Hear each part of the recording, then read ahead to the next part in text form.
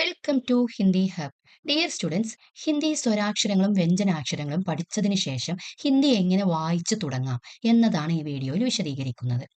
ഈ വീഡിയോ മുഴുവനായി കണ്ടാൽ നിങ്ങൾക്ക് ഹിന്ദി വായിക്കാൻ എളുപ്പത്തിൽ പഠിക്കാം. മക്കളെ, നിങ്ങൾ സ്ക്രീനിൽ കാണുന്നതാണ് ഹിന്ദി അക്ഷരങ്ങൾ. ഇതിനെ സ്വരാക്ഷരങ്ങൾ എന്നും വ്യഞ്ജനാക്ഷരങ്ങൾ എന്നും രണ്ടായി തിരിച്ചിരിക്കുന്നു. എന്തിനാവാം ഇതിനെ സ്വരാക്ഷരങ്ങൾ എന്നും വ്യഞ്ജനാക്ഷരങ്ങൾ എന്നും രണ്ടായി തിരിച്ചിട്ടുള്ളത്?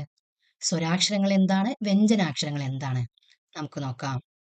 സ്വരാക്ഷരങ്ങൾ സ്വതന്ത്ര അക്ഷരങ്ങളാണ്. അപ്പോൾ വ്യഞ്ജനാക്ഷരങ്ങൾ സ്വതന്ത്ര അക്ഷരങ്ങളാണോ? അല്ല. സ്വരാക്ഷരങ്ങൾ മറ്റു അക്ഷരങ്ങളുമായി കലർപ്പില്ലാത്തവയാണ്. എന്നാൽ വ്യഞ്ജനാക്ഷരങ്ങൾക്ക് സ്വരാക്ഷരങ്ങളുടെ സഹായമില്ലാതെ ഉച്ചരിക്കാൻ കഴിയില്ല. സ്വരാക്ഷരങ്ങൾ ഉച്ചരിക്കുമ്പോൾ ചുണ്ടുകൾ തമ്മിൽ കൂട്ടിമുട്ടാറില്ല. എന്നാൽ വ്യഞ്ജനാക്ഷരങ്ങൾ ഉച്ചരിക്കുമ്പോൾ ചുണ്ടുകൾ പരസ്പരം കൂട്ടിമുട്ടുന്നതാണ്. സ്വരാക്ഷരങ്ങൾ തൊണ്ടയിൽ നിന്ന് മാത്രം ഉദ്ഭവിക്കുന്ന അക്ഷരങ്ങളാണ്. എന്നാൽ നമ്മുടെ വ്യഞ്ജനാക്ഷരങ്ങൾ തൊണ്ടയിൽ നിന്ന് മാത്രമല്ല ഉണ്ടാകുന്നത്. ഈ വ്യത്യാസങ്ങളൊക്കെയാണുള്ളത്. എന്താണ് ഇവയുടെ പ്രത്യേകതകൾ? നമുക്കാദ്യം സ്വരാക്ഷരങ്ങളെ ഒന്ന് നോക്കാം. മലയാളം അക്ഷരങ്ങൾ പോലെ തന്നെയാണ് ഹിന്ദി അക്ഷരങ്ങളും വരുന്നത്. എന്നാൽ ചെറിയ വ്യത്യാസങ്ങൾ മാത്രമേ ഉള്ളൂ. അ, ആ, ഇ, ഈ, ഉ, ഊ, ഇർ, എ, ഐ, ഒ, ഔ, അം, അ.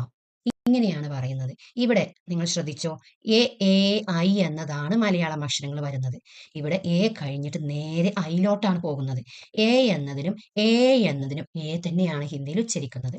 അതുപോലെ തന്നെ ഓ കഴിഞ്ഞതിന് ശേഷം നേരെ ഔലോട്ടാണ് ചാടുന്നത്. ഓ ഓ എന്നതിനും ഓ തന്നെയാണ് ഉച്ചരിക്കുന്നത്. ഓ, ഔ, അം, ആ. ഇവിടെ 13 അക്ഷരങ്ങൾ സ്ക്രീനിൽ കാണുന്നുണ്ട്. എന്നാൽ ഈ 13 അക്ഷരങ്ങളും സ്വരാക്ഷരങ്ങളാണോ? അല്ല. ഇവിടെ അ, ആ, ഇ, ഈ, ഉ, ഊ, ഇർ, എ, ഐ, ഒ, ഔ. ഈ 11 അക്ഷരങ്ങളാണ് സ്വരാക്ഷരങ്ങൾ. അം എന്നത് അനുസാർ ആണ്. അ എന്നത് വിസർഗ ആണ്. ഇവ രണ്ടും സ്വരാക്ഷരത്തിന്റെ കൂട്ടത്തിൽ എഴുതുന്നത് കൊണ്ടാണ് ഇവയെ സ്വരാക്ഷരമായിട്ട് കാണുന്നത്. ഇവ രണ്ടും യഥാർത്ഥത്തിൽ സ്വരാക്ഷരങ്ങളല്ല. ഇവ രണ്ടും ചിഹ്നങ്ങളാണ്. അപ്പോൾ ഹിന്ദിയിൽ പ്രധാനമായും 11 സ്വരാക്ഷരങ്ങളാണ് ഉള്ളത്. ഇനി നമുക്ക് വ്യഞ്ജനാക്ഷരങ്ങളെ ഒന്ന് നോക്കാം. ഇവിടെ ക, ഖ, ഗ, ഘ, ങ, ച, ഛ, ജ, ഛ, ഞ, ട, ഠ, ഡ, ഢ, ണ, ത, ഥ, ദ, ധ, ന, പ, ഫ, ബ, ഭ, മ, യ, ര, ല, വ, ഷ, ഷ, സ, ഹ. ഇവിടെ ക്ഷ, ത്ര, ജ്ഞ, ശ്ര.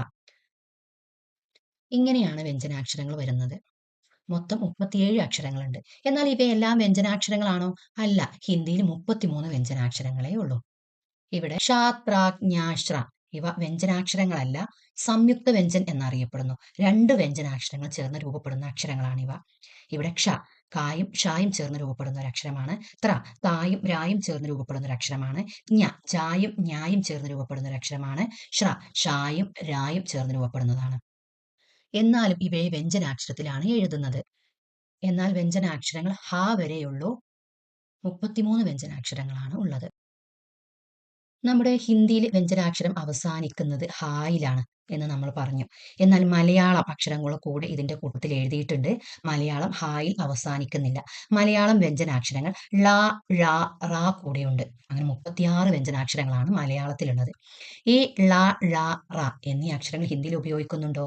എന്നാൽ ഈ ള എന്നതും റ എന്നതും ഹിന്ദിയിൽ ഉപയോഗിക്കുന്നുണ്ട്.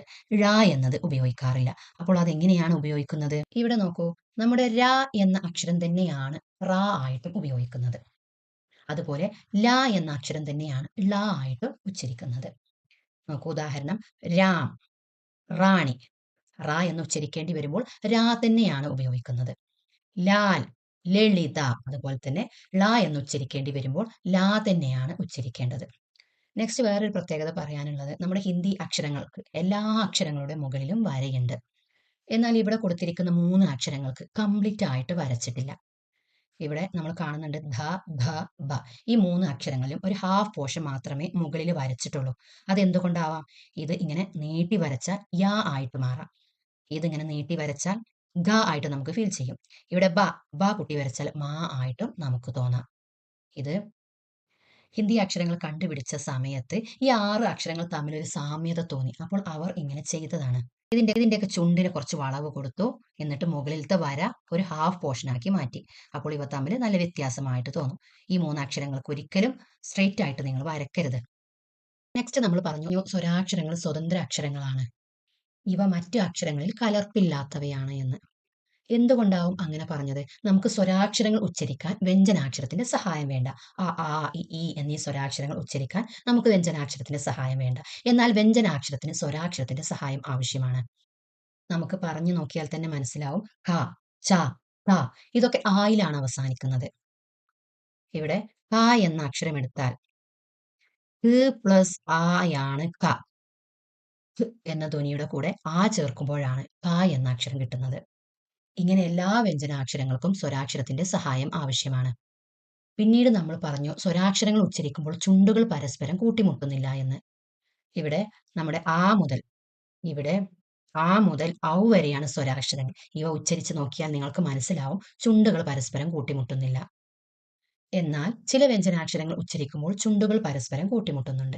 പ, ഫ, ബ, ഭ, മ ഇങ്ങനെ ഉച്ചരിച്ച് നോക്കിയാൽ നിങ്ങൾക്ക് മനസ്സിലാവും. നെക്സ്റ്റ് നമ്മൾ പറഞ്ഞു സ്വരാക്ഷരങ്ങൾ തൊണ്ടയിൽ നിന്നാണ് ഉണ്ടാകുന്നതെന്ന്. അതെങ്ങനെ മനസ്സിലാക്കാം? നമുക്ക് മൂക്ക് അടച്ചു പിടിച്ച് സ്വരാക്ഷരങ്ങൾ ഉച്ചരിച്ച് നോക്കുമ്പോൾ നമുക്ക് വ്യക്തമായി ഉച്ചരിക്കാൻ പറ്റുന്നതാണ്. എന്നാൽ വ്യഞ്ജനാക്ഷരങ്ങൾ ഉച്ചരിക്കണമെങ്കിൽ മൂക്കിന്റെ സഹായം ആവശ്യമാണ്. മൂക്ക് അടച്ചു പിടിച്ച് വ്യഞ്ജനാക്ഷരങ്ങൾ ഉച്ചരിച്ചാൽ വ്യക്തമായി ഉച്ചരിക്കാൻ പറ്റുന്നില്ല. അതായത് വ്യഞ്ജനാക്ഷരം ഉച്ചരിക്കുമ്പോൾ അവസാനം കുറച്ച് എയർ മൂക്കിലൂടെ പോകുന്നുണ്ട്. അപ്പോൾ മാത്രമേ ഉച്ചാരണം വ്യക്തമാവുകയുള്ളൂ. അതുകൊണ്ടാണ് വ്യഞ്ജനാക്ഷരങ്ങളെ നാസികാക്ഷരങ്ങൾ എന്ന് കൂടി പറയുന്നത്. ഇതൊക്കെയാണ് സ്വരാക്ഷരങ്ങളും വ്യഞ്ജനാക്ഷരങ്ങളും തമ്മിലുള്ള വ്യത്യാസങ്ങൾ. നമ്മളിപ്പോൾ സ്വരാക്ഷരങ്ങളും വ്യഞ്ജനാക്ഷരങ്ങളും ഒക്കെ പഠിച്ചു. ഇനി എങ്ങനെ വാക്കുകൾ കൂട്ടി വായിക്കാം? ഇവിടെ ഒരു 4 വാക്കുകൾ കൊടുത്തിട്ടുണ്ട്. നമുക്ക് വായിച്ചു നോക്കാം. ഇവിടെ ഏതാണ് അക്ഷരം വരുന്നത്? ജ, ന. ഇവിടെ ജ, ന എന്നതാണ് അക്ഷരം വരുന്നത്. എന്നാൽ ഇത് ഹിന്ദിയിൽ ജ, ന എന്നാണോ വായിക്കുക? അല്ല. ഹിന്ദിയിൽ ഈ അവസാനത്തെ അക്ഷരം ഹാഫ് ആയിട്ടേ വായിക്കുള്ളൂ. ഈ ന എന്നത് ഹാഫ് ആയിട്ടേ വായിക്കുള്ളൂ. ജ എന്നത് ഫുൾ ആയിട്ടും വായിക്കും. അപ്പോൾ എങ്ങനെ വായിക്കാം? ജ, എൻ, ജൻ എന്നാണ് വായിക്കുക. ഇവിടെ നോക്കുക. പ, പ. നെക്സ്റ്റ് അക്ഷരം ല എന്നാണ്. പല എന്നല്ല വായിക്കുക. ഇവിടെ പ എന്ന് മുഴുവനായിട്ടും വായിക്കും. ല എന്നത് ഹാഫ് ആയിട്ട് വായിക്കും. അപ്പോൾ എന്ത് വായിക്കാം? പൽ. ഇങ്ങനെയാണ് ഹിന്ദി വായിക്കുന്നത്. നെക്സ്റ്റ് ഇത് ഷ, ഹ, ര. ഷഹര എന്നാണോ വായിക്കുന്നത്? അല്ല. ഷ, ഹ, ര. എന്റെ ഹാഫ് ഷഹർ എന്നാണ് വായിക്കുന്നത്. ഇവിടെ സ, ഫ, ര. സ, ഫ, ര. സഫര എന്നല്ല വായിക്കുന്നത്. സ, ഫ, ർ. സഫർ. ഇങ്ങനെയാണ് വായിക്കുന്നത്. നമുക്ക് ഇങ്ങനെ കുറച്ച് വാക്കുകൾ കൂടി വായിച്ചു നോക്കാം. ന, മ, ക. നമക്. ആ, ഗ, ര. അഗർ. ഗ, ര, മ. ഗരം. ഇങ്ങനെ ഹാഫ് പോർഷൻ ലാസ്റ്റത്തെ ലെറ്റർ ഹാഫ് ആയിട്ടാണ് റീഡ് ചെയ്യുക. മ, ഗ, ര. മഗർ. സ, മ, യ. സമയ. ജ, ന, ര, ല. ജനറൽ. ല എന്നത് ഇൽ. ക, മ, ല, ന. ന എന്നത് ഇൻ. കമലൻ. ക, പ, ഡ. ഡ എന്നത് ഡ്. കപ്പട്. ഇങ്ങനെയാണ് റീഡ് ചെയ്യേണ്ടത്. നമ്മൾ ഇങ്ങനെ റീഡ് ചെയ്യാൻ പഠിച്ചാൽ ഹിന്ദിയിലെ എല്ലാ വാക്കും നമുക്ക് റീഡ് ചെയ്യാൻ പറ്റുമോ? ഇല്ല. അതിന് നമ്മൾ സിംബൽസ് കൂടെ പഠിക്കണം. ഇങ്ങനെയാണ് സിംബൽസ് വരുന്നത്. ഹിന്ദിയിലെ ഓരോ വ്യഞ്ജനാക്ഷരങ്ങളും സ്വരാക്ഷരങ്ങളുമായി ആഡ് ചെയ്യുമ്പോൾ എന്ത് മാറ്റമൊക്കെയാണോ വരുന്നത് അതാണ് പഠിക്കേണ്ടത്. അപ്പോൾ മാത്രമേ നമുക്ക് ഹിന്ദിയിൽ ഏത് വേർഡും വായിക്കാൻ പറ്റുള്ളൂ. മക്കളെ, നെക്സ്റ്റ് വീഡിയോയിൽ നമ്മൾ ഹിന്ദി സിംബൽസ് ആണ് പഠിക്കാൻ പോകുന്നത്. ഹിന്ദി സിംബൽസ് എല്ലാം നിങ്ങൾ വ്യക്തമായി പഠിച്ചാൽ നിങ്ങൾക്ക് ഹിന്ദിയിൽ ഏത് വേർഡും വായിക്കാൻ പറ്റും. ആ വീഡിയോ ഇവിടെ മുകളിൽ കൊടുക്കാം. നിങ്ങൾക്ക് നമ്മുടെ വീഡിയോ യൂസ്ഫുൾ ആകുന്നുവെങ്കിൽ ലൈക്ക് ചെയ്യാനും സബ്സ്ക്രൈബ് ചെയ്യാനും ഷെയർ ചെയ്യാനും മറന്നു പോകരുതേ. താങ്ക്